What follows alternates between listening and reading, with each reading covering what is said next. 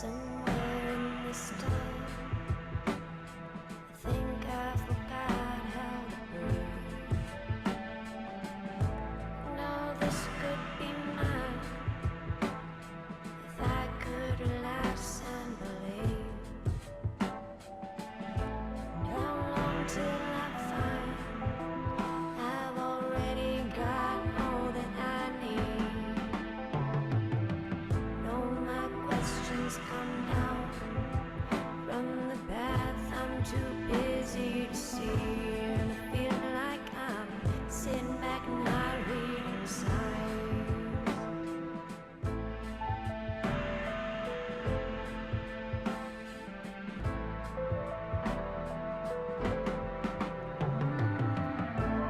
So bring me some real words and I will sing softly. Regardless of my state of mind when you find me. So much to say, chances to take.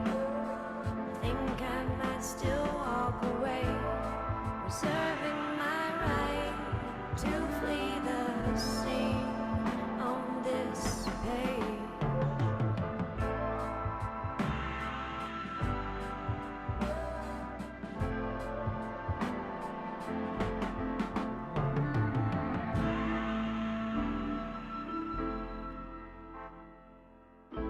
No alone in my mind, I've already had this time to grieve. And I'm still such a mess. I'll fix this with my sewing machine. Got well-oiled parts, just work how they work. There's no need to be refashioned or tempted by perks, and they all say she's chilling out, not sewing signs.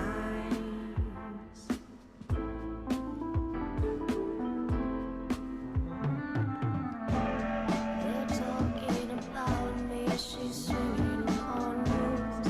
You see that she's turning the blackest of blue. We'll see if she's better by this time. New moon will fix her with leeches, she'll be bleeding by noon. Well, medieval science never did much for me. It's less about test tubes and simmering teas. I'm staring. Welcome, wonderful women, to step 3, softly and safe.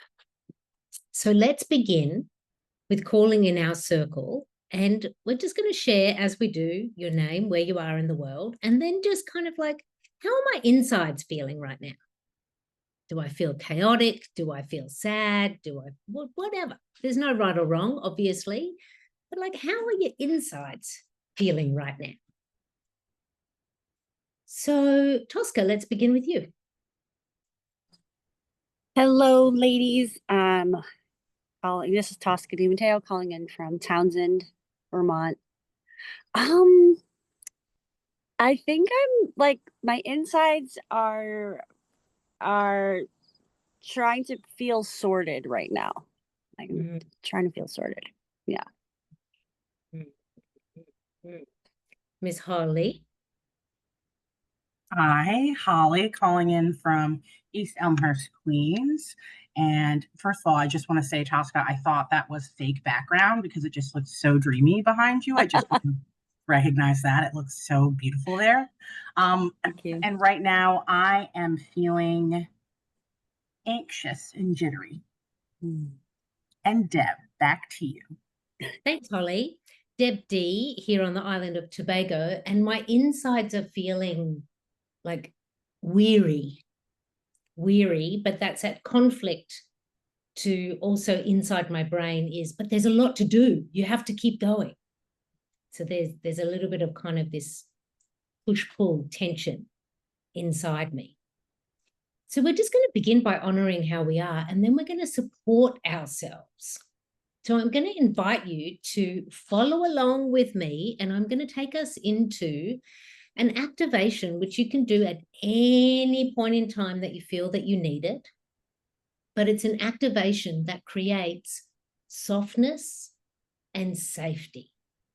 It supports our nervous system to support us. So you may choose to close your eyes. You may choose to keep your eyes open.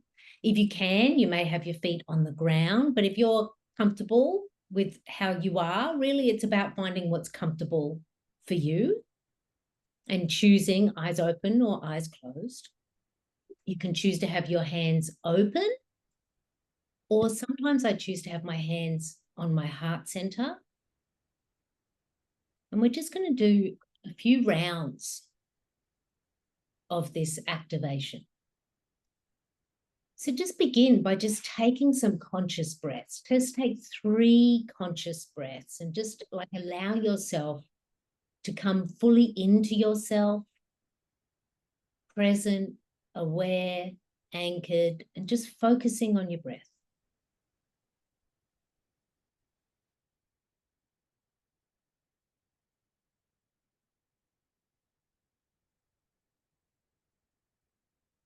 And now bringing your attention to your breath, you're going to begin to breathe in through your nose to the count of 4. Hold for the count of 2. And then release for the count of 6. So everyone just let all the air go. Breathing in through the nose. 2, 3, 4. Hold. And release. 2, 3, 4, 5, 6. And now just for 3 breaths, repeating that pattern for yourself. 4 beats in, hold for 2, 6 beats out.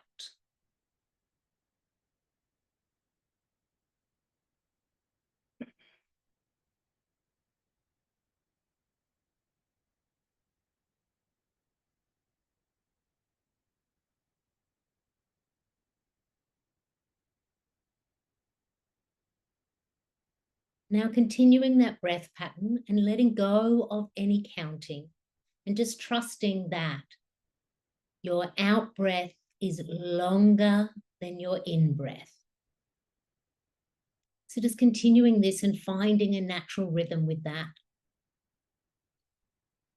As I share some affirmations, and I'm going to invite you, if it feels good for you, say them out loud with me or echoing me, or say them in your mind's eye.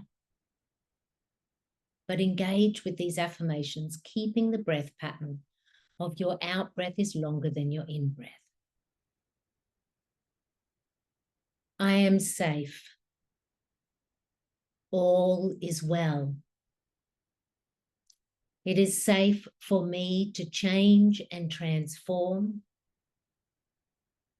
I am allowed to be all of me.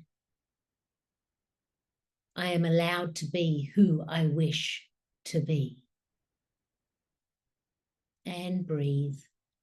Just feel that coming into your energy, into your breath, into your body. And we're going to repeat it now and add. So I am going to repeat that same affirmation. You're going to say it out loud or in your mind's eye. And then after we have completed the affirmation, we are going to continue to breathe, but we are going to breathe and hum. So just returning to the breath. I am safe. All is well. It is safe for me to change and transform. I am allowed to be all of me. I am allowed to be who I wish to be. And continue the breathing and add humming. And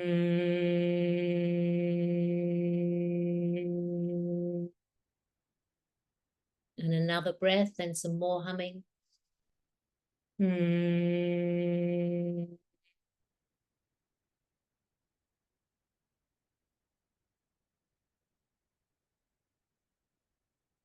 now just returning to self. You may continue to say this.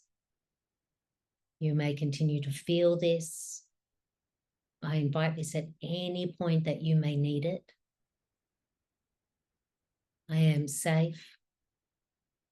All is well. I am safe. All is well.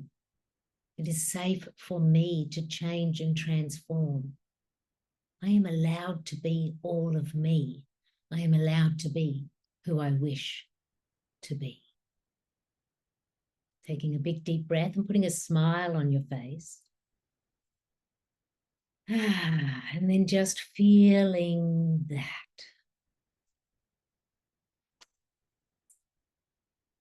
So I wanted to begin with that simple activation, which is actually quite powerful. And what we're doing there is we're working with our breath and our nervous system and rewiring and recalibrating towards safety.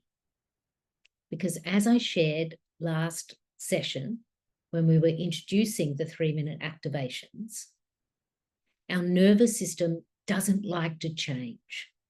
Our mind likes to stay in the same grooves of our neuropathway. So in order to change and transform sustainably, we need the body and the mind on board. And that's just one way we can begin. So to bring into focus here, every time you elongate your out breath, your nervous system starts to calm down. If you have that breath pattern with an affirmation, then your mind can accept it as a new truth for you. When you add humming, you are further relaxing and integrating the nervous system. So at any point in time, elongate your breath or start to hum. And if you are using any affirmations or calling anything in your life, add in a deeper breath and some humming. So Tosca and Holly, do you notice anything different? Because I asked at the beginning, how are your insides? Anything different? Maybe, maybe not. Feeling less jittery and not thinking about the thing I was worried about when I came on. Yeah. And see, it's a few minutes of just bringing the attention to, I am actually the person who channels the energy within me and around me. It's another way we put our hands on the wheel. Yeah. And I wanted to begin with that because what we're going to be talking about today in step 3, we need to, as women, acknowledge safety. For in the episode, the Becoming Her 3rd episode, which is titled Softly, I speak about the dominant narrative of the world. Now, the dominant narrative is so loud and in every corner of our life that we cannot deny it. The dominant narrative, some people would say patriarchy, some people would say capitalism, some people would say organized religion, but it's just a known fact that we live in a dominant narrative in our world, and we have for generations. And rather than staying there, we are going to shift from inside this dominant narrative and start to, for ourselves, create a new narrative. Now, that's step number 4. But before we get there, I want to spend a little bit of time in how do I work with this reality of the dominant narrative. So the dominant narrative, we know because we live within it. And I also want you to know that our world is created by the stories that we tell, and our brains are wired by the stories that we tell. And so when we begin to change our story, you can change your reality. But here's the twist in the plot. The dominant narrative does not want women in heroine status. We have literally been erased and deleted from stories and positions of power. There are so many women who were teachers and prophets who are not acknowledged. They have been deleted from the major religious texts. There are so many women who were inventors and scientists and lawyers and activists who, until now, their stories are starting to come out, but for a long time, they were invisible. And that is by design. That is by design. There was power that was wanted for one part of our world, which meant we must disempower the other. This is why our intuitive wisdom has become something that is not valued or woo to many for many years. It was literally dangerous to be a powerful woman, to be a healer, to be a herbalist, to be a midwife. There are so many stories which creates for us, whether it's conscious or unconscious, a sense of not feeling safe in our power. It's a part of what we have inherited, which is why the way that we began with that I am safe, all is well, it is safe for me to change and transform. I'm allowed to be all of me. I'm allowed to be who I wish to be, is more than an affirmation. It's reclaiming not only your power, but also the safety that we need in order to be able to sustain that for ourselves.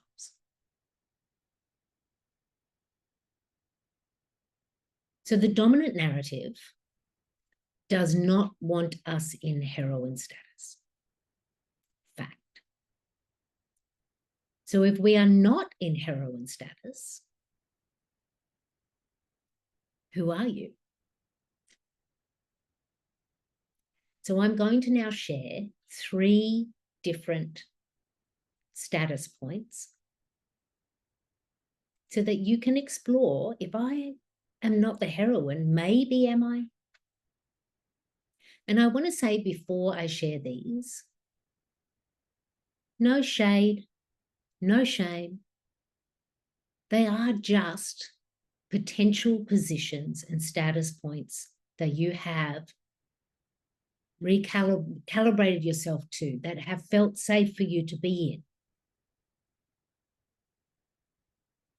And I'll tell you right from the beginning, I have been in all 3 of these, and one of them quite recently.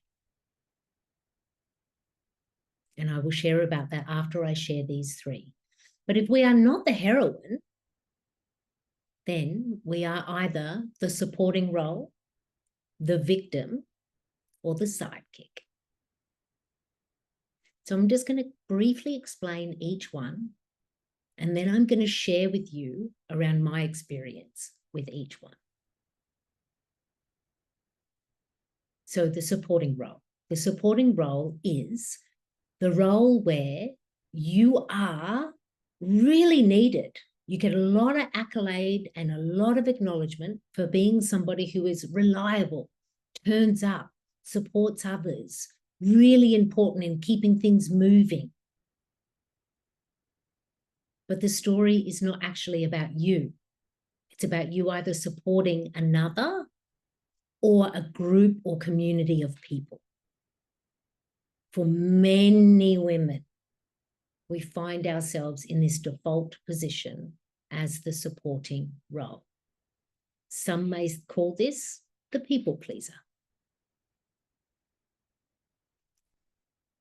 We also can find ourselves in victim. Now, before I talk about victim, I want to say this very clearly. There are things that happen to us in this life that we do not want. They are unjust, they are cruel, they are unlawful. We did not ask for this to happen.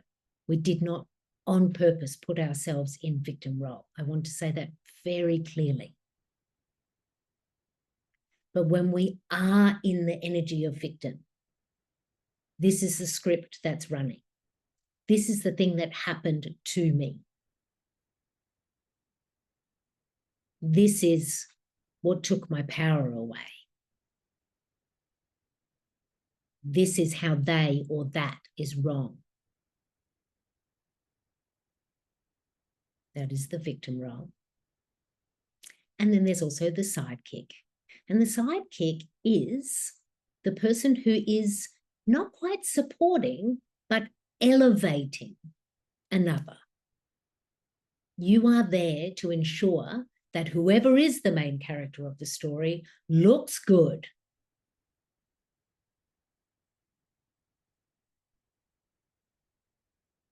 So we have supporting role, victim, or sidekick. And I'm just going to now share how they have all turned up for me. Because again, no shade, no shame. This is a part of what the dominant narrative has by default enrolled us as women. And if we want to step into heroine status, what we need to do first is acknowledge, well, where am I now? Where am I now? And do I want to stay there? And if I don't want to stay there, what do I need to change? So this is about bringing awareness and being the really compassionate observer of our lives. And this is how it turns up. Supporting role. I have been excellent as the supporting role. I really, really, really should have many, many, many awards in the supporting role. Seriously, I have supported so many people to build their business. I've supported so many people to bring their creative projects to life. I have supported so many people in my life, family, friends, colleagues, and I continue to do it because it felt good. People gave me acknowledgement as being somebody who was really resourceful, who they could really rely on. And in the shadow of that, I felt like I had a place. This was how I valued myself. It's only recently, in the last couple of years, that I have stepped out of that shadow and started to transform into heroine, because the supporting role, let me say it clearly, it was working for me.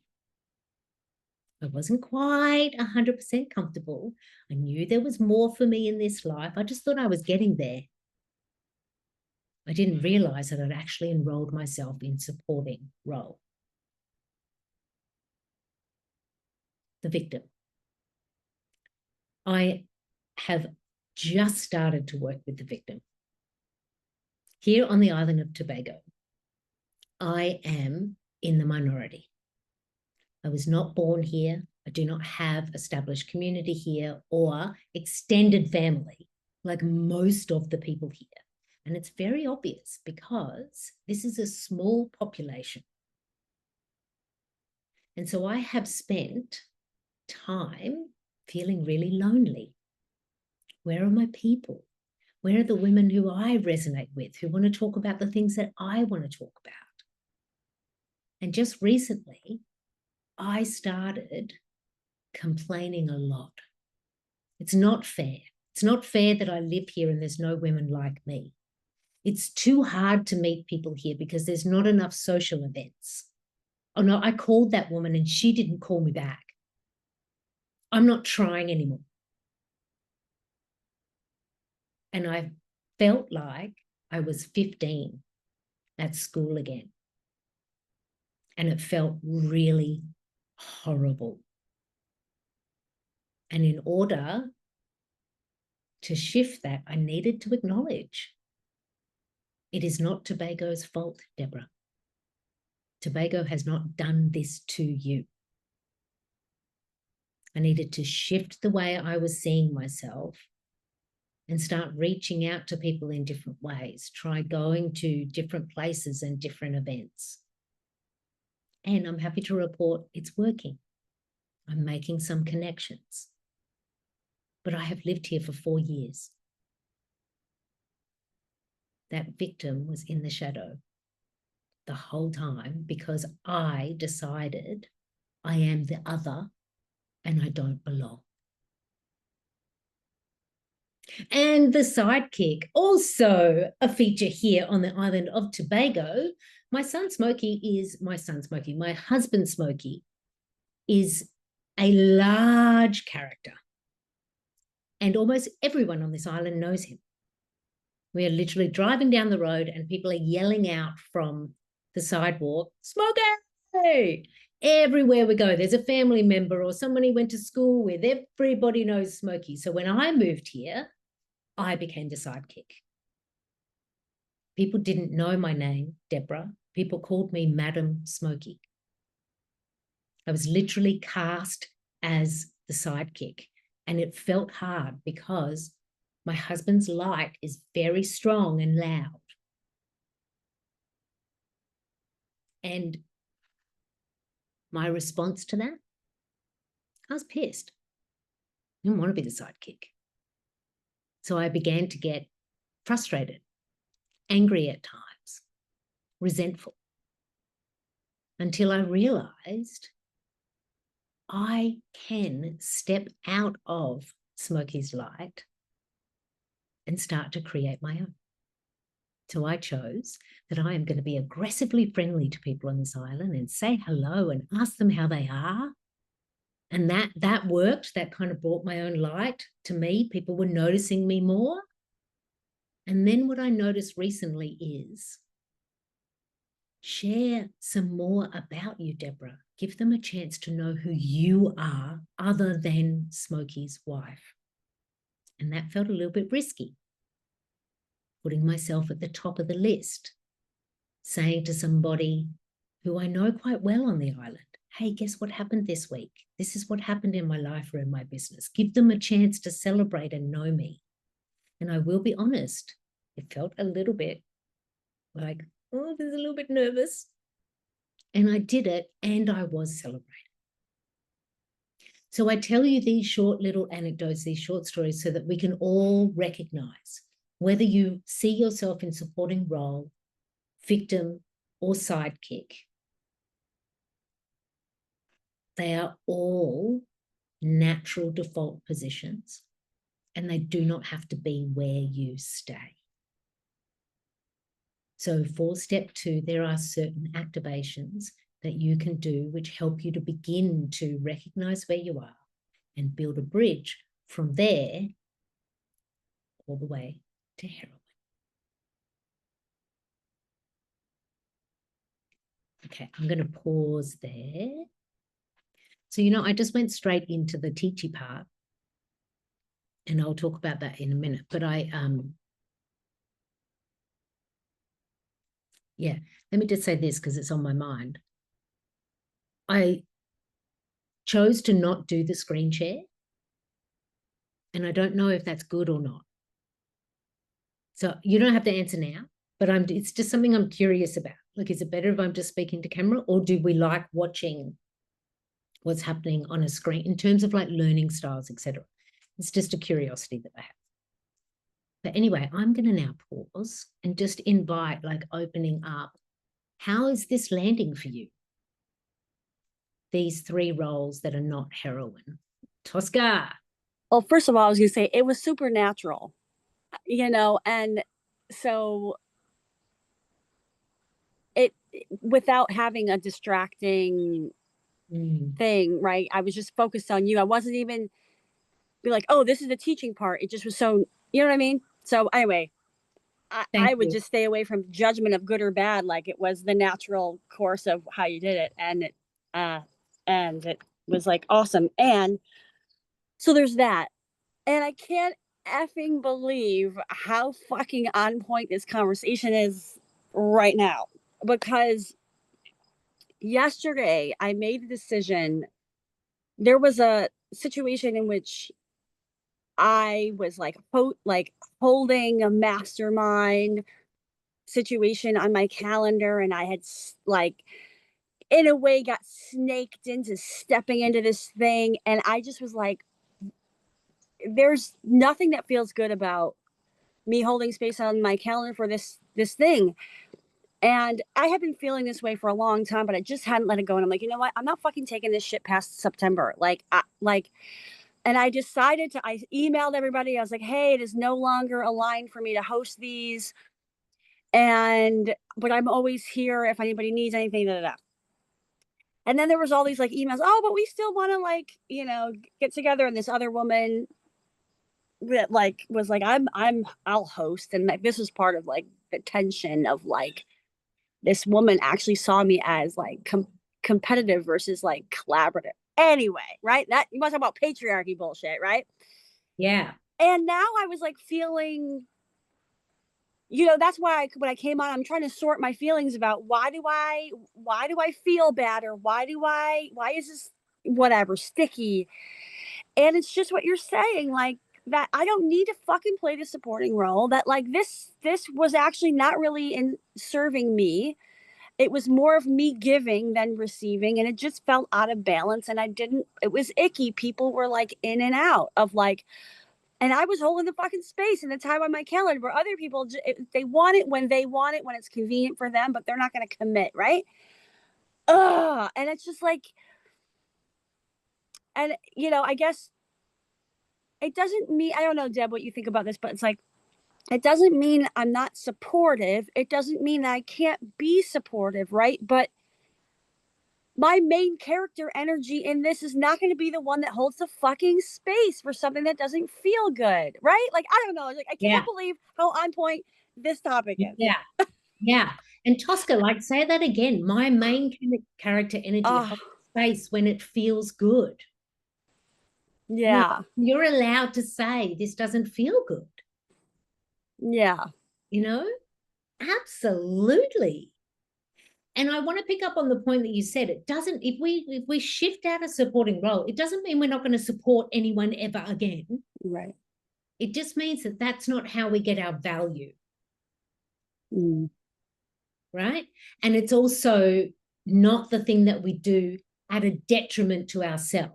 Because in your, you were like, me being in this supportive role isn't actually working for me.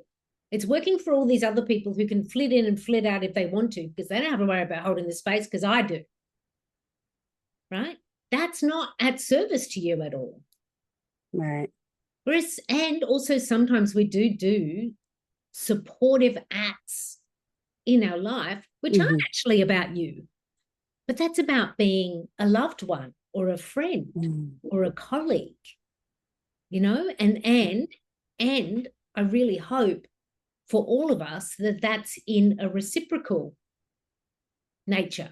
Like sometimes you may give more to somebody else, but you know that if you need them, they're going to be there, right? That's like healthy alignment, because we shift in and out of these roles all the time. What we want to do is we want to kind of find ourselves more often than not, and in our own mind, in our own nervous system, in our own heart, as the main character, as the heroine. Yeah. I'm so glad that you're here, Tosca, that you get to kind of be in the like. Me too. You get this out. And I appreciate your depth and clarification, right, of support versus supportive role. And I think it's awesome. Yeah. What about you, Holly? Yeah, I had a couple of thoughts. I thought these three roles were really interesting and something that I think about often, and actually made me think about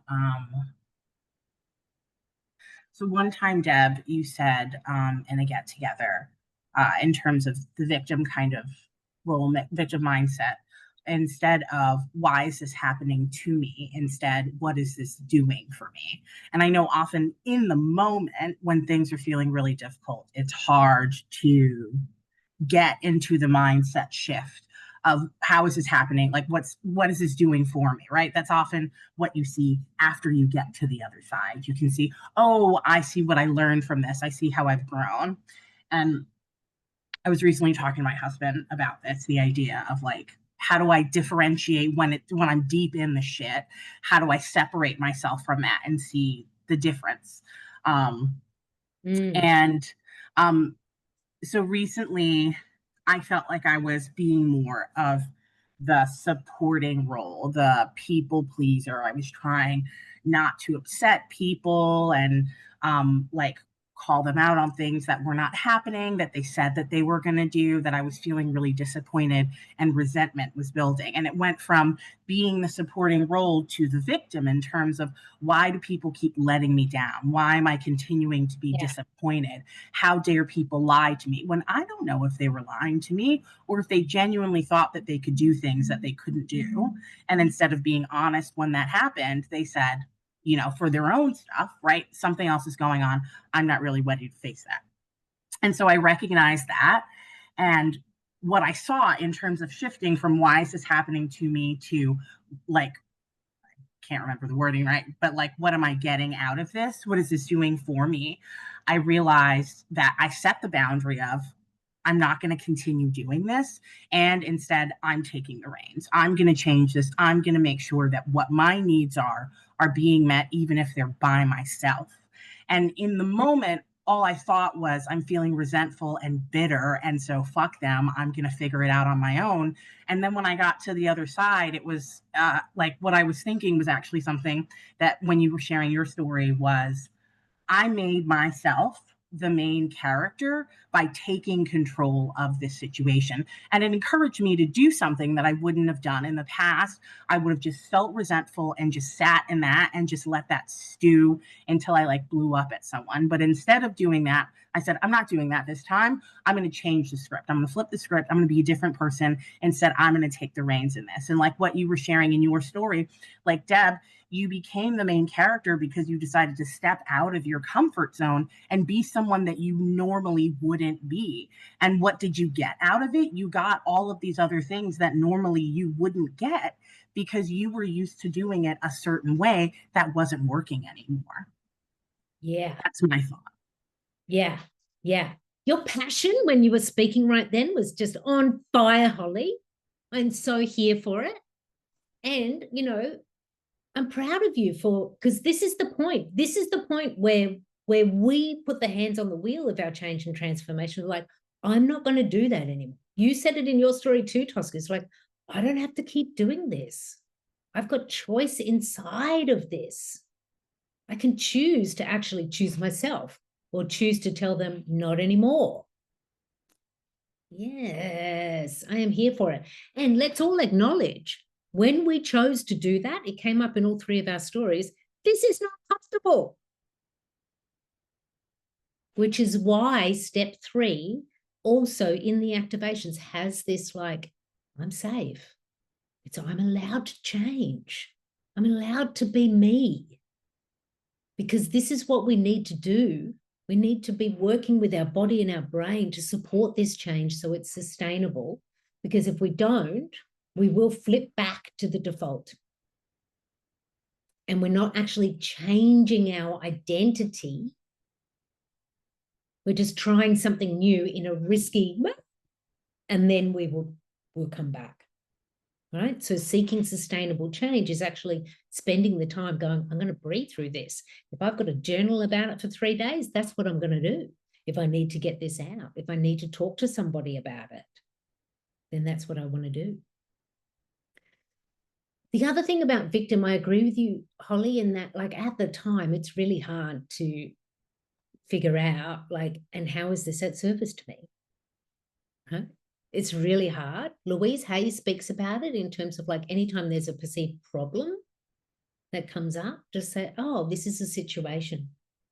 And I'm going to make enough space for new possibilities and solutions for this to arrive. But as she's saying that, she's calm. Like, I don't know if you've ever seen any of the videos of Louise Hay talking about this approach to problems. No? I'll see if I can find a clip and put it in the academy. But she said it was a game changer for her because it shifted her out of a long-held victim mentality, because she had abuse when she was young. She had abuse in her career with husband. Like, you know, it was repeated. Like, it was there in the body, in the mind, in the everything. And so for her to shift into the amazing heroine that she was and still is in the lives of so many people, she needed to do this rewiring. The other thing I didn't say, but I like to say about victim role is, rather than seeing it as something that's happened to me or happening at me, or I had this experience that I wish hadn't happened, like the experience could be something happened in my childhood. There was a health diagnosis. Someone betrayed you, right? All of those things are really, really difficult. And one way to reframe the victim is, I am a survivor of this. I am on the other side of that experience, or I am in this experience and choosing to survive. And then once we can recalibrate at survive, then we can move to thrive. Just another thing.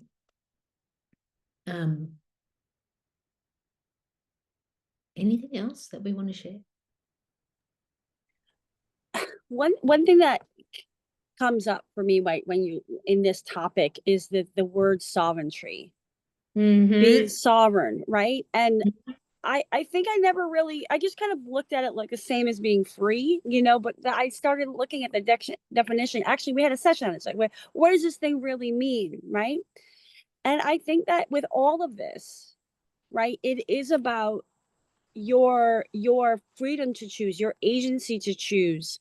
Like, and that's how you take the control back, even when you feel like this life was unfair or whatever, right? But it's like, but now what? But like, right? But like, ooh, this doesn't feel good. But I get to choose what feels good, and I get to I get to change my fucking mind. Even if I made a commitment, I get to say, oh no, this commitment doesn't really work for me, right? And that is being sovereign, right? Absolutely. And also being sovereign, like, to know that it is like, yes, I am the ruler of me. And also, when you're the ruler, you're making hard decisions. Right. Right? And I just want to say, look at my card of the day. This is from the Oracle of the Seven Energies, the Royal You. This is the card of sovereignty. Oh, well, damn. Yeah. Which I picked out this morning, and I was like, well, of course, because I'm doing step 3. And this is what this card is all about. I completely agree. I completely agree. So now, bear with me. I wanted to share the activation. I'm going to share the screen and the activation so that we can get that on the recording. And then, if need be, we can talk a little more. All right, let's go.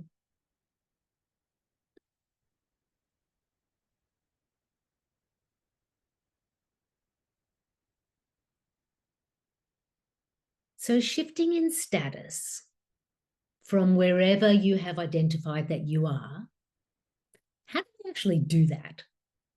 The first thing I want you to know is this. It is not a one-hit wonder. It takes some time to shift identity and to get our body and nervous system online with not playing the victim anymore, no longer turning up as a sidekick, or finding our way to still be supportive without being in the default role of the supporting role. So we're all going to just take a breath now and know this. It takes some time, and you have the time because it's your life and you deserve to take this time. So through step 3, you may have already listened to episode 3. If you haven't, I recommend that you do. Also, there is the soundtrack. Softly is our song. And then here, this is what I share that I was sharing in the lesson. And here is some explanations of these 3 roles. If you're wanting to spend a little bit more time in understanding them, reflecting on them, then please do. And then I've also shared here some journal prompts as just a way to begin. Now, also understanding that further down the journey, we are going to be exploring heroine status more. This is just the beginning. So don't feel like this has to be the grand move into heroine. This is where we begin to invite the heroine in. So which role do you identify with the most? Like you heard me, I had all three. Whereas actually at the moment, victim is actually the strongest for me because it's recent. So if I was doing this journaling, I would choose victim. And you want to explore the dynamics of this role and how it shows up. Like get into detail. What's some examples of how that happens? And what does it feel like? What does it look like? When does it happen? Who is it happening with? And then you also want to identify how this role may have served you or protected you. So this really is about the exploration of one of those roles. And then we're going to take it a step further by asking what would change for me if I began to identify as the heroine of my story and my life. So if you're not the victim and choosing to be the heroine, what would literally be different? Would you talk to yourself differently? Would you have a different boundary? Would you structure your day in a different way? Would you say no more often? And then what is one small yet significant change you can make to shift towards the status of heroine? And you just want to choose one. Just one thing that you are going to do different. And then you're just going to continue to do that so that we are building this new identity from the inside out. And then we're also going to create safety inside this shift. Create safety inside this shift so that we are literally rewiring our brains and our beliefs and our thoughts about ourselves and working with our nervous system to create safety, because this creates sustainable change. And so I strongly recommend at this point to do the 3-minute softly and safe activations that you find here in the Becoming Her journey. So please know this, be patient with yourself as we shift in identity. Again, no shade, no shame, do not judge yourself, be compassionate. All women have found ourselves in these default roles, and we have amazing women in our lives who are showing us what it means to be the heroine. And we can follow in their footsteps because we are shifting the narrative from this dominant narrative. The last thing I want to share is this. For you to be promoted to heroine, nobody needs to be demoted. This is not about power over anyone or anything else. This is about yourself and your identity. And I'm just going to share a little example of that.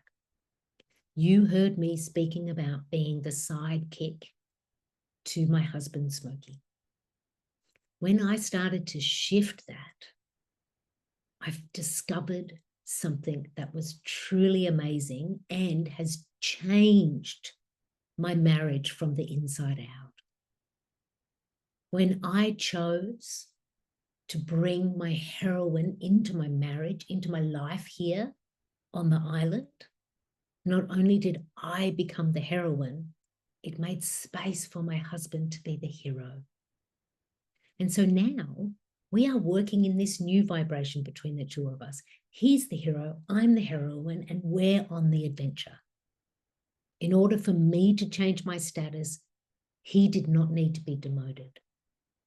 So please know this, by shifting your status, this is at service to you, and then it will ripple out into your life, into your work, into your relationships, into your future, only for the better.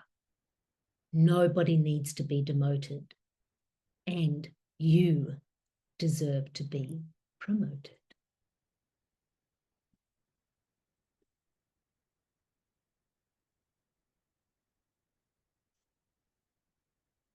End scene.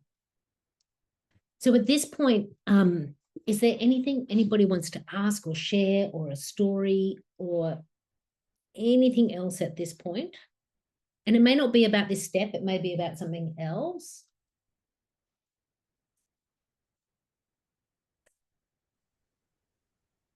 I just to share, I guess, that, when I was doing some journaling in the past couple days, and just recognizing like that, years ago when I started my business, I was doing like a Talk About It Tuesday, platform, and it was all about giving the spotlight to other people, and one of the ways that I kind of justified this to myself was like, you know,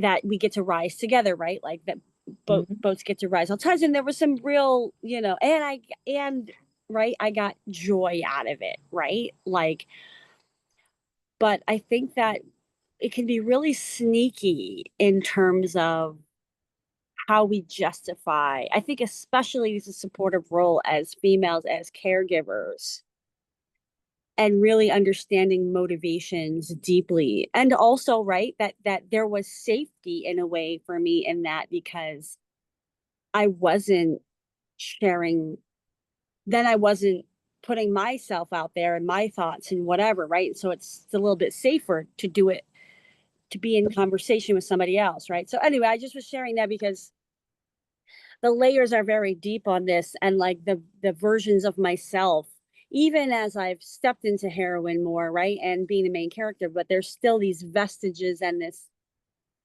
this pathway that I think is important to recognize how long and how deep that role, and how you can also justify it as leadership. You can, well, I'm leading this thing, well, I'm putting this thing on calendar, well, I'm managing the agenda. It's really effing sneaky. I'm just kind of like, Yeah. real time sharing that, right? Like, yeah. And this is why we want to be curious and compassionate, I think. You know, like the day that I realized that I had willingly put on the coat of the victim, I was like, wow, I did that to myself. And like, you know what I mean? And I could have like given myself a really hard time for doing that. And I was like, no, I'm not going to do that to myself. Like I have found myself here. And now that I know I have, I get to choose who I am inside of this. And I think this is also important why we come together as women in circles, because sometimes we can't see it.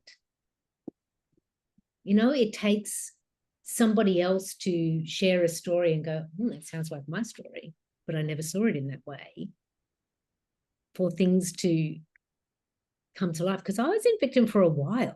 And I'm pretty fucking self-aware. You know what I mean?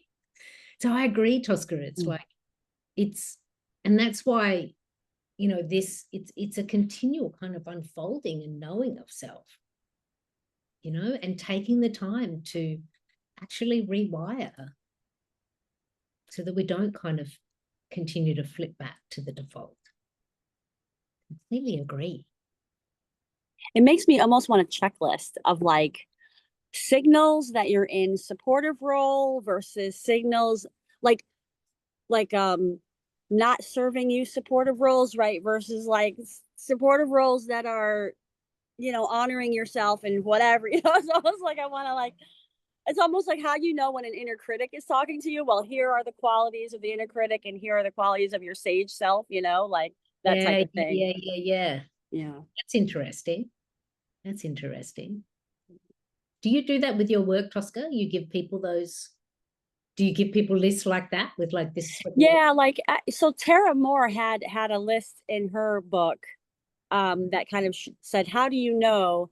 And so I kind of use that as the baseline for like, oh, it sounds like it says I should, or it says I need to, or it's like, right. So there are qualities or the things that it says that are good indicators that, so I do use that to help people, because a lot of times people get confused about, well, which part of me is talking right now? Absolutely. Mhm. Yeah. Yeah. And, you know, some of these roles we've had before we even realized we were making decisions. Right. Like the supportive role is middle child of 7. You know, like it started before I even realized I could even be a heroine. Like, I was just little. Yeah. Yeah. It's deep, people. It's deep. So as we wrap up, Holly, anything else you wanted to share before we wrap up? So as we wrap up, thank you so much for being here with me for the recording of step 3. And I want to just kind of return back to either how you're feeling now, or what sparked for you, or what are you curious about now? Like either what are you going to take away, or you can return full circle to how am I feeling on the inside? And Holly, let's start with you. I think what I'm going to take away from this is actually, Tosca, what you just said when talking about like, I need to and I should versus more of an intuitive kind of need. I always feel like if there's a guilty aspect or like a pressured time thing, like this needs to be decided immediately, then I'm not where I need to be in the right headspace. And I think pushes me to fall into one of these other roles instead of being like in my most sure self. I know what the next move is, or I can pause and wait for that next move to be seen in order to make sure that I'm being true to myself and what my main character energy, what my heroine is needing of me. I love that feeling of like you getting to know what does your heroine need. I love that. Tosca, how about you? How do you complete this magical circle today with your screensaver background in Vermont?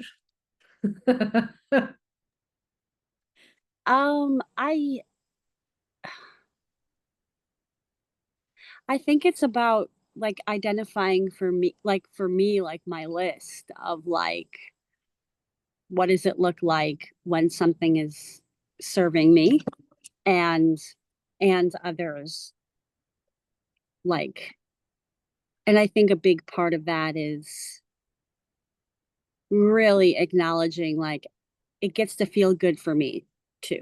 Mm. And like really letting that seep into my bones. Like this is an expectation. It's not a nice to have. Like this is table stakes. Mm.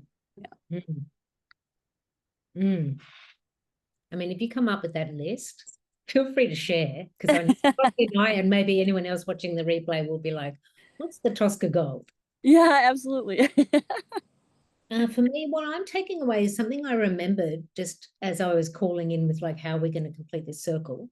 And one of the ways that I shifted from sidekick, because when I was in sidekick in my marriage, I could get angry really quickly, and resentment was like a river that ran through my marriage all the fucking time. Right? And the thing I remembered, like it kind of dropped in, is the stop, pause, breathe really worked for me. With just like I'd go to like say a snarky thing or activate resentment, and I'd just like and just to stop and kind of be like, you don't want to continue to do that. That's not how you want to respond. Like make a different choice in this moment, Deb. And I wasn't even in the language of moving away from sidekick into heroine. It was more that I'd just chosen that I didn't want this emotion and this grit in my marriage. And so I'm just offering that to the circle, that something that really helped me in the shifting of the status was slowing it all down, taking a breath and being like, who do I want to be in this? And it comes back to what you were saying, Tosca, is like, in this, I have a choice.